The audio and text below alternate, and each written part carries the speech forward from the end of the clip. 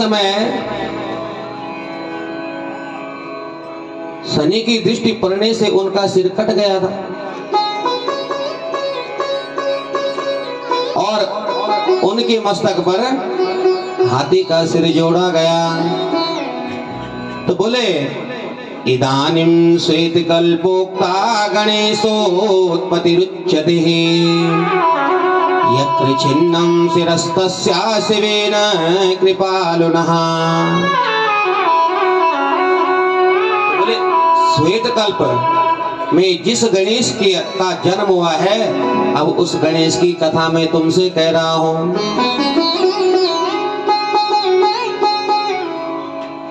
जो कल्प इस समय चल रहा है, कल्प का नाम सुना है ना? हमारे आचार्य जी पूजा कराते उसमें संकल्प करते हैं श्री श्वेत 12 कल्पे विवस्वत मनवंतरे अष्टाविंशतमे कलयुगे कलि प्रथम चरणे। कौन सा कल्प चल रहा है, कौन सा युग चल रहा है, कौन सा चरण चल रहा है, ये सारा वृत्तांत संकल्प में होता है। महाराज जी को ब्रह्मदेव कह रहे कि जो श्वेत कल्प जो चल रहा है वर्तमान, बोले इसमें जिस गणेश के जन्म की कथा आती है, बोले उसे मैं तुम्हें सुना देता हूं। बोले जब जिसमें कृपालु भगवान शंकर द्वारा उनका सिर का छेदन किया गया। उदहिते शिवे चात्रा कैलासां जगते सति कियता चैव कालेना जातो गणपतिर्भवा। शिवजी के विवाह के उपरांत कैलाश चले जाने पर कुछ समय बाद गणेश जी का जन्म हुआ और एक समय की बात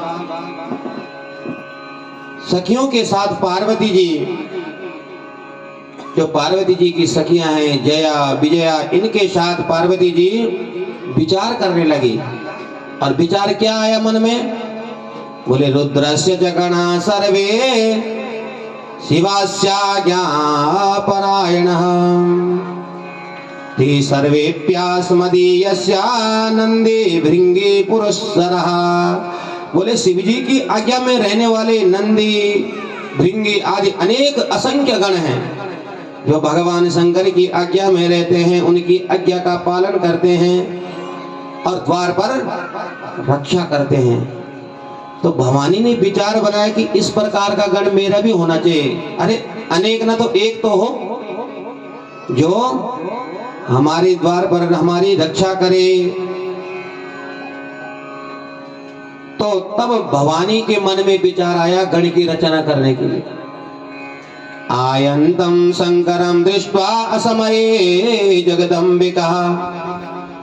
तो एक समय में जब पार्वती जी स्नान कर रही थी, तो उसी समय द्वार पर बैठे नंदीश्वर को डांट कर शंकर भगवान अचानक प्रवेश कर जाते हैं। तो उस समय वो आदि शक्ति जगदम्बा प्राम्बा लज्जित हो गई और उस समय अत्यंत कौतुक से युक्त पार्वती जी ने सखियों के द्वारा कहा गया वचन अत्यंत हितकारी और सुखकारक माना। और कुछ समय बीत जाने पर उस परमाया परमेश्वरी ने मन में विचार किया कि मेरा भी कोई एक ऐसा सेवक होना चाहिए, क्योंकि नंदी तो भगवान के गण हैं, वो उनकी आज्ञा का पालन करते हैं, उनको रोक ही नहीं सकते हैं। लेकिन एक ऐसा सेवक मेरा भी होना चाहिए जो केवल मेरी आज्ञा का पालन करे। और विचारे तेज सा देवी वपुसो मल संभवम पुरुषम निर्ममो सा तो सर्वलक्षण संयुतम। और ऐसा विचार करके देवी ने अपने शरीर के मैल से सर्वलक्षण संपन्न शरीर के सभी अवयवों से सर्वथा निर्दोष समस्त सुंदर अंगों वाले विशाल सर्व शोभा संपन्न महाबली पराक्रमी एक पुरुष का निर्माण किया। पार्वती ने उसे नाना प्रकार के वस्त्र, अनेक अलंकार और उत्तम आशीर्वाद देकर कहा कि तुम मेरे पुत्र हो। और यहाँ कोई दूसरा तुम्हारे सिवा मेरा नहीं है। और बोले अब मैं तुम्हारा नाम तुम्हें दे रही हूं। तो बोले तुम्हारा नाम होगा गणेश। भगवान शंकर के गण हैं। गणेश का मतलब जो इनका प्रधान सेनापति होगा, गणों का ईश्वर। तो गणेश जी ने कहा ठीक है माता जी, अब ये बताओ किम कार्या विद्यते तेद्यः करवाणि तवोदितम् इत्युक्त्वा सा तदा तेन प्रत्युवाच सुतं शिवः। बोले अब आप ये बताइए कि मेरा काम क्या है, किस कार्य को पूर्ण करने के लिए आपने हमारी रचना की है, इसलिए आपने हमें अपना पुत्र बनाया है। तो तब पार्वती जी कहने लगी एतात शृणु मद वाक्यम द्वारपालो भवाद्य मे मत पुत्रस्त्वं मदीयोऽसि नान्यथा कच्चिदस्ति मे। बोले हे तात, मेरे वचनों को ध्यान से सुनो। आज से तुम मेरे द्वारपाल बनो और तुम मेरे पुत्र हो। केवल तुम ही मेरे और तुम्हारे अतिरिक्त मेरा कोई नहीं है। इसलिए मेरी आज्ञा के बिना घर के भीतर कोई प्रवेश ना करे, चाहे किसी भी प्रकार की हट करे, लेकिन वो घर में प्रवेश ना करे जब तक मेरी आज्ञा ना मिले। और ब्रह्मदेव कहने लगे कि हे पुत्र नारद, पार्वती जी ने इस प्रकार कहकर एक अत्यंत दृढ़ दंड लाठी हाथ में दे दी भगवान गणेश के, और बालक का सुंदर रूप देकर हर्षित हो गई मैया। अब एक समय की बात, अपने पुत्र गणेश को द्वार पर खड़ा कर दिया मैया ने, और अपने आप स्वयं सखियों के साथ स्नान कर रही हैं। और उसी समय परम कौतुकी तथा अनेक प्रकार की लीलाएं करने में जो समर्थ हैं, भगवान शंकर द्वार पर आ पहुंचे। बोलियास्तु शिव शंकर भगवान की।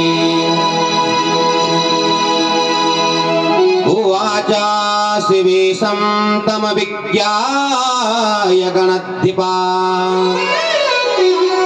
मातुरज्ञां विना देवा गम्यतां न त्वयाधुना। भगवान शंकर को तो पता ही नहीं था। तब गणेश ने उन शिव जी को बिना पहचाने कहा, हे देव, आप इस समय माता की आज्ञा के बिना घर में प्रवेश नहीं कर सकते हैं।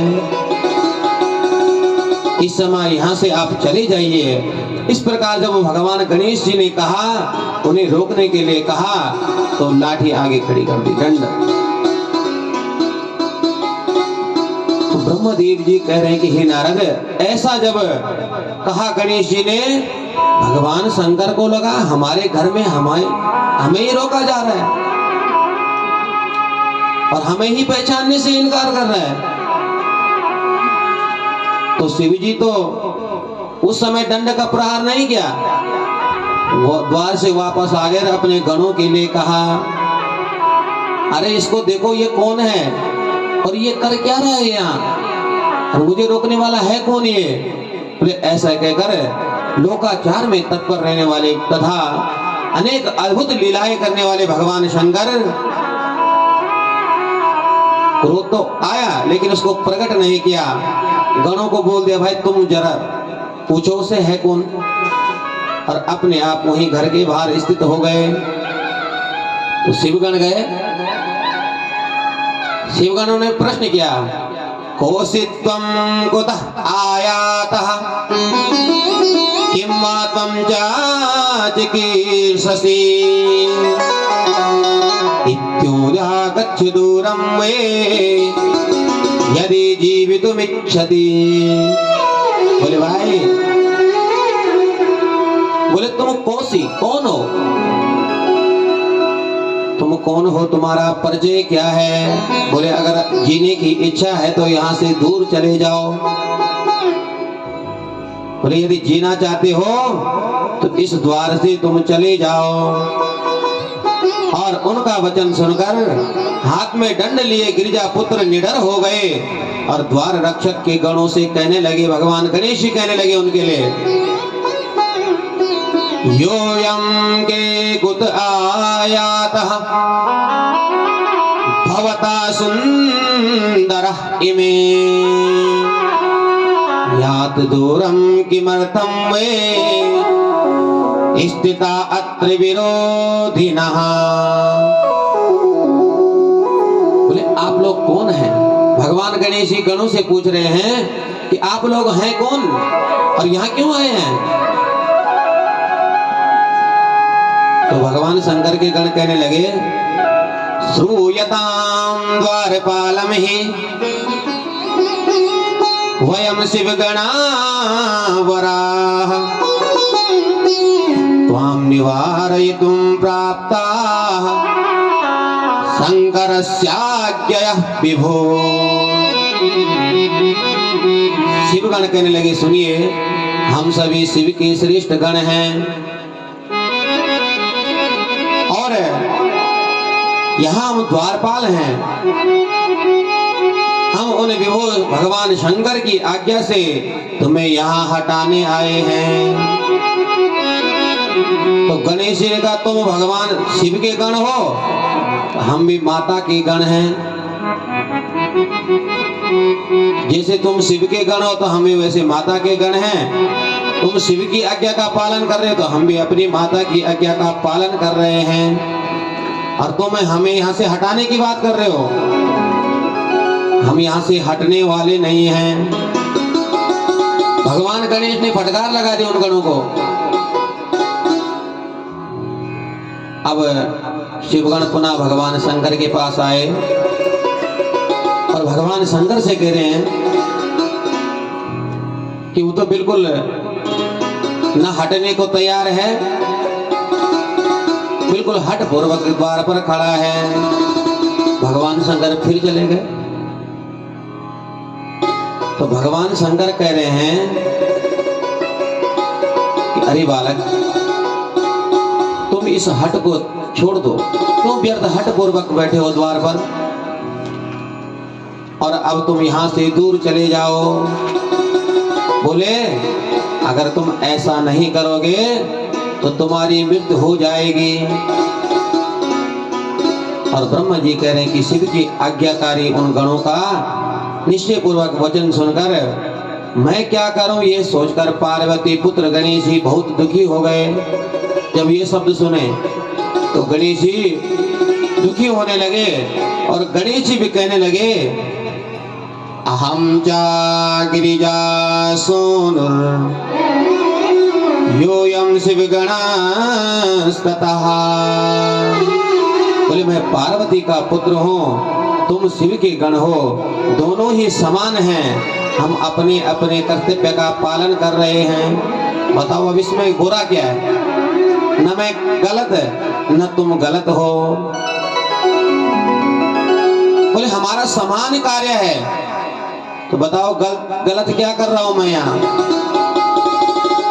तो भगवान शंकर ने अपने गणों के लिए कहा, जब नहीं माने गणेश जी, बोले हे समस्त गणों सुनो, इस समय युद्ध करना भी उचित नहीं है, क्योंकि तुम लोग हमारे गण हो, वह बालक पार्वती का गण है।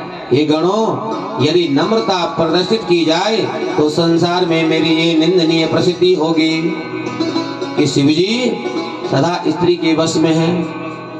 इसलिए बोले युद्ध भी नहीं करना है तो क्या किया जाए? माने ही नहीं गणेश जी। अंत में शिवगणों के युद्ध होता है गणेश जी के साथ, और देवता गण कहते हैं किम कर्तव्यम क्व गंतव्यम न ज्ञायन्ते दिशो दशा। मृगं भ्रामयत्येषा सभ्यापसभ्यमेव च। तब अकेले में गणेश जी के द्वारा सभी गण जो है व्याकुल हो गए, क्योंकि भगवान गणेश जी से हार गए। और इसके बाद गणेश के प्रहार से व्याकुल हुए, एकत्रित होकर बारंबार श्वास छोड़ते हैं और आपस में कहने लगे कि अब हमें क्या करना चाहिए, कहाँ जाएं, कौन सा ऐसा उपाय किया जाए। और पुनः सभी शिव जी के समीप चले गए और सभी शिवगण भाग चुके थे। उन सभी ने शिव जी से मिलकर बारंबार नमस्कार किया और शीघ्रता पूर्वक पूछा, हे प्रभु, ये श्रेष्ठ गण कौन है। और उनका ये वचन सुनकर ब्रह्मगोदी रुद्र कोप करके अपने गणों सहित फिर गए गणेश जी के पास। और ब्रह्म जी कहने लगे कि हे नारद, ये सुनकर भक्तों के ऊपर कृपा करने वाले महेश्वर कहने लगे उस बालक से कि भाई अब तुम हमारे साथ में ही युद्ध करो। और इस बीच अवसर पाकर पीछे से आकर शूलपाणी भगवान शंकर ने त्रिशूल से भगवान गणेश का शीश काट दिया। और उस गणेश जी का सिर कट जाने पर गणों तथा सेनाओं देवता गणों में सेना निश्चित हो गई। और शिव जी ने जब गणेश जी का सिरोच्छेदन किया, त्यों ही सभी दुखी हो गए। और उसी समय गिरिजा अत्यंत क्रोधित, मां पार्वती क्रोधित हो गई। आहाकार मच गया तीनों लोकों में। इत्येवं दुःखितः श्यामे शक्ति सत सहस्त्रसा निर्ममो तत्क्षणं क्रुद्धा सर्वलोक महेश्वरी। इस प्रकार दुखी हुई कि उन सर्वलोक महेश्वरी ने क्षण भर में कुपित होकर करोड़ों शक्तियों से उत्पन्न किया और तीनों लोक में आहाकार मच गया। ब्रह्मदेव बोले कि तब पार्वती की आज्ञा पाते ही सभी शक्तियां क्रोध भरकर देवताओं और सभी को संहार करने लगी। काली का रूप धारण कर दिया उस आदि शक्ति जगदम्बा ने। और किम करिष्यति सा देवी संहारम माप्य कालता इति संशयमापन्ना जीवनाशा हतभवत्। और उस संसार को देखकर हरि ब्रह्मा विष्णु इंद्रादि देवता ऋषिगण संदेह में पड़ गए और जीवन की आशा समाप्त होने लगी। इस प्रकार जो है देवताओं को लग रहा है कि अब हमारा जीवन बचना नहीं है, तीन लोक नहीं बचेंगे। और सभी देवता भगवती जगदम्बा की आराधना करते हैं। दुर्गति नाशनी दुर्गे जय जय दुर्गति नाशनी दुर्गे दुर्गति नाशनी दुर्गे जय जय दुर्गति नाशनी दुर्गे काल विनाशनी काली जय जय काल विनाशनी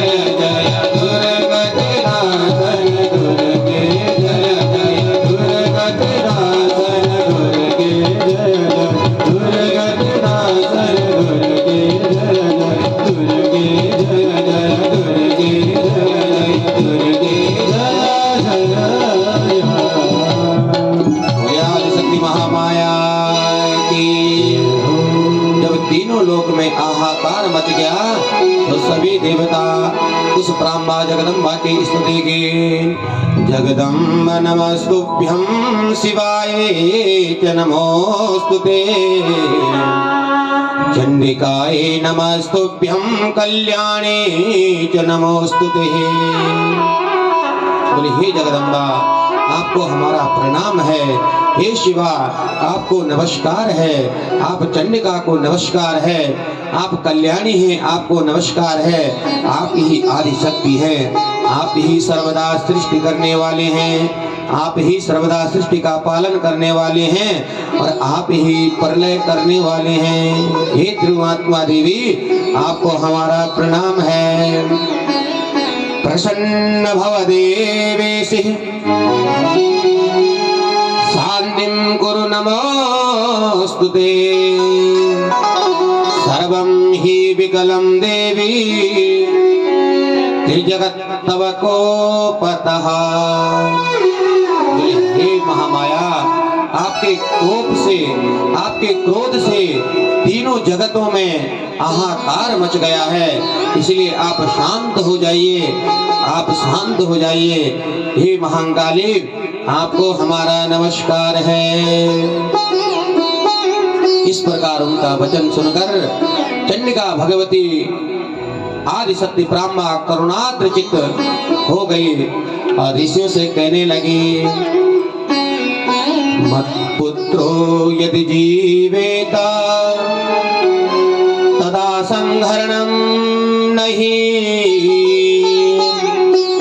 यथा हि भवतां मध्ये पूजोऽयं च भविष्यति। ब्रह्मा जगदम्बा कहने लगी कि यदि मेरा पुत्र जीवित हो जाए तो तुम लोगों के बीच प्रथम पूज्य हो। तो ये संसार, इस संसार में संहार नहीं होगा। अगर मेरा पुत्र जीवित हो जाए और समस्त देवताओं में प्रथम पूज्य बन जाए तो ये जो तीनों लोकों में हाहाकार मचा हुआ ये बंद हो सकता है। ये सबसे आज से सबका अध्यक्ष हो जाए और यदि तुम लोग ऐसा कर दो तो लोगों में शांति हो सकती है, अन्यथा तुम्हें सुख की अनुभूति नहीं होगी। ते च सर्वे ततः श्रुत्वा शंकराय नवेदयत्, नत्वा प्राञ्जलयो दीना शक्र प्रवृत्तयः सुरा। और तब ये बात सुनकर दुखित इंद्रादिक देवता भगवान शंकर के पास गए, हाथ जोड़कर निवेदन किया, प्रणाम किया भगवान शंकर को। और जब देवगणों की बात भगवान शंकर ने सुनी तो तब भगवान शंकर ने आदेश दिया, उपदेश किया, उत्तरस्यां पुनर्यात् प्रथमायो मिले दिहा, तस्सिरस्या समाहृत्या योजनीयां कलेवरैः। बोले हे देवताओं, इन तीनों लोकों को बचाने के लिए जो तीनों लोग संतप्त हो रहे हैं, हाहाकार त्रिलोक्य में बचा हुआ है, इस अशांति को शांत करने के लिए अब तुम जो है उत्तर दिशा की ओर जाओ और उत्तर दिशा की ओर जाइए और सर्वप्रथम जो तुम्हें मिले, जो भी जीव तुम्हें मिल जाए उसका शिरोच्छेदन करके ले आओ। और देवतागण भगवान शंकर की बात सुनकर ततस्ते तत्कृतं सर्वं शिवज्ञा प्रतिपालके, कलेवरं समानीया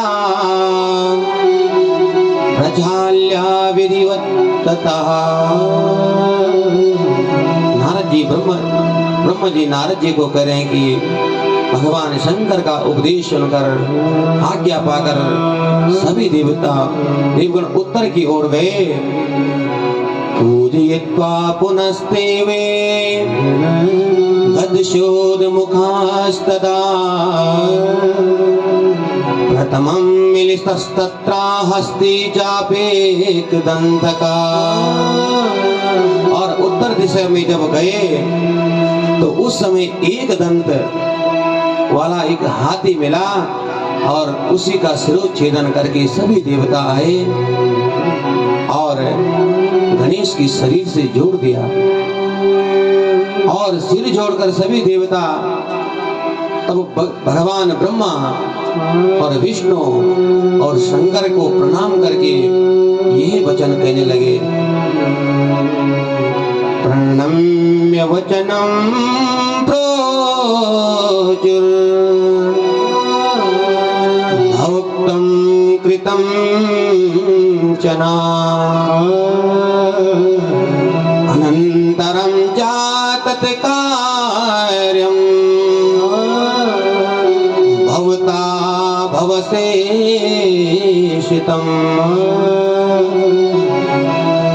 बोले आपने जैसा कहा था हे प्रभु हे महादेव हमने वैसा ही कर दिया है, अब क्या करना चाहिए। इत्येव मंत्रेण मंत्रितं जलमुत्तमम् स्मृत्वा शिवं समेतास्ते चिकित्स पुस्तकले वरम्। बोले भगवान शंकर का स्मरण करके मंत्रों के द्वारा अभिमंत्रित जल जो उत्तम जल था उस जल का सिंचन गणेश जी के शरीर पर कर दिया। और तद जल स्पर्श मात्रेण चिद्दितो जीवितो धृतम् तदोतस्तो सुप्त इव सा बालस्यास्य वरेच्छया। और उस अभिमंत्रित जल का स्पर्श पाते ही गणेश जी का जो शरीर था जो धड़ था उस पर वो हाथी का शीश लग गया और वो संपूर्ण शरीर चेतना युक्त हो गया, पहले की भांति उठ गया। और उस बालक को पार्वती पुत्र को जीवित देखकर सभी लोग अत्यंत और प्रसन्न हो गए और सबका शोक समाप्त हो गया, क्योंकि समस्त देवगण दुखी हो रहे थे। और नारद जी कहने लगे कि जब गिरिजा ने अपने पुत्र को जीवित देखा तो तब क्या हुआ। ब्रह्मा जी बोले हे नारद, जब देवी ने देख लिया कि मेरा पुत्र जीवित हो गया है उसके बाद जो हुआ आप सुनिए। मैं उस महान उत्सव को कह रहा हूँ। दृष्ट्वा स्वतनयां देवी शिवा हर्ष समन्विता कृत्वा बालकं दौर्भ्यां प्रमुदा परिस्वजे। बोले जब भगवती जगदम्बा ने अपने पुत्र को देखा अत्यंत हर्षित हो गई और अपनी दोनों भुजाओं से बालक को गोद में ले लिया, प्रेम पूर्वक उसके शरीर का आलिंगन करने लगी मैया। और अनेक प्रकार के वरदान जगदम्बा ने अपने पुत्र को दे दिए और कहती है धन्योऽसि कृत्योऽसि पूर्व पूज्यो भवाधुना सर्वेषाम् अमराणां वे सर्वथा दुःख वर्जिता। बोले हे पुत्र तुम धन्य हो, कृत्य हो, तुम समस्त देवताओं में पहले पूजे जाओगे और सदा दुख से रहित होगे, क्योंकि इस समय तुम्हारे मुखमंडल पर आनने तव सिंदूरम दृश्यते साम्प्रतं यदि अस्माकं पूजनीयोऽसि सिंदूरेण सदा नरे। बोले हे पुत्र, इस प्रकार तुम्हारे मस्तक पर सिंदूर दिखाई देता है, इसलिए लोगों के द्वारा सदा सिंदूर से पूजित हो जाओगे। और जो मनुष्य पुष्प चंदन सुगंधित द्रव्य उत्तम नैवेद्य विधि पूर्वक भगवान गणेश का पूजन करेगा, ताम्बूल दान परिक्रमा तथा नमस्कार विधि से षोडोपचार पूजन करेगा, बोले उसे संपूर्ण सिद्धि की प्राप्ति हो जाएगी। इसमें बोले कोई संदेह नहीं है ना। जो भक्त बोले षोडोपचार विधि से पाद्य अर्घ आचमनी गंध आक्षत पत्र पुष्प फल नैवेद्य द्रव्य और अंत में आरती फिर पुष्पांजलि नमस्कार, ये सब भाव और भक्ति से इस प्रकार जो आपकी पूजन करेगा, बोले उसके समस्त पाप जो है नष्ट हो जाएंगे, उन्हें सिद्धि की प्राप्ति होगी, शुभ लाभ की प्राप्ति होगी, धन धान्य की प्राप्ति होगी। ये वरदान कौन दे रही है? माँ पार्वती जी दे रही है गणेश जी को। और तस्य वै सकलः सिद्धिर् भविष्यति न संशया विघ्नान्यानेक रूपाणि क्षयं यास्यान्त संशयम्। बोले इसमें कोई संशय नहीं है कि जीव के सभी पाप समाप्त हो जाएंगे।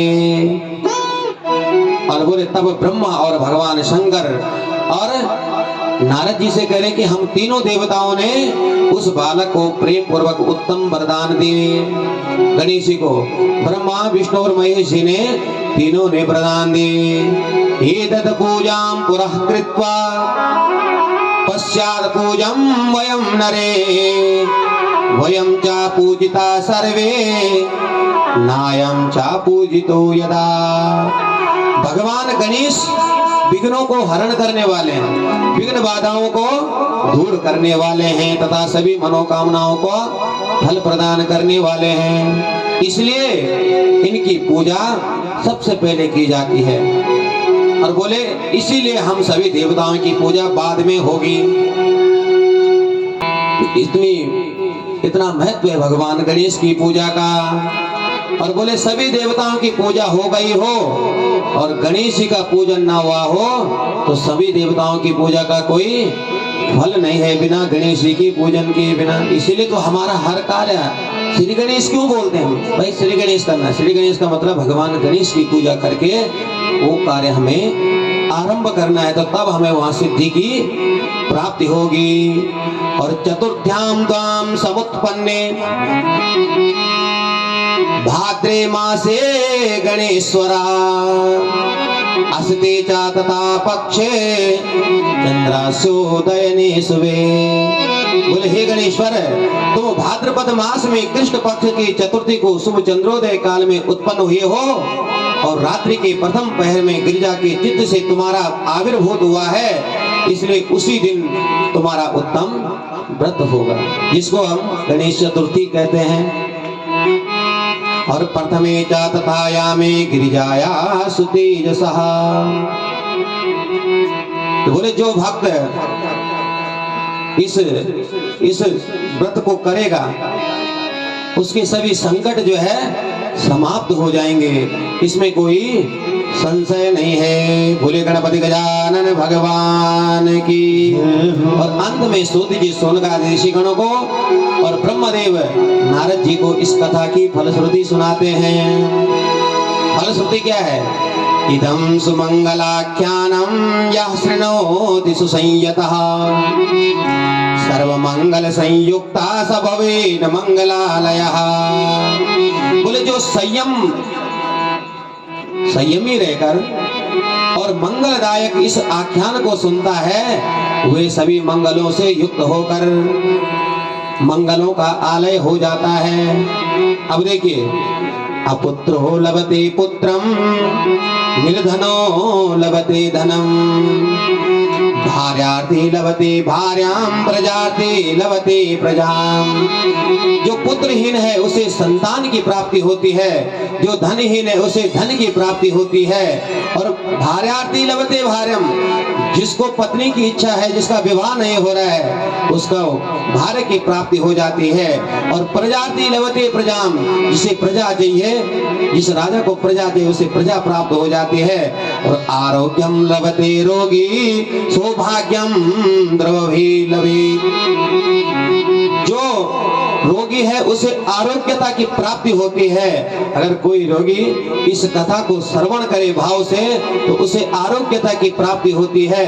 और सौभाग्यम, जिसका भाग्य दुर्भाग्य है, अगर वो इस कथा को श्रवण करे तो उसको परम सौभाग्य की प्राप्ति हो जाती है। और विशेष यात्रा काले च पुण्या हे या शृणोति समाहिता, और विशेषकर यात्रा काल में इसको जो श्रवण करता है, सर्वाभीष्टां स लभते श्री गणेशस्य प्रसादता, उसके सभी अभीष्ट सिद्ध हो जाते हैं और उस पर भगवान गणेश की कृपा होती है। बोले गणपति गजानन भगवान की।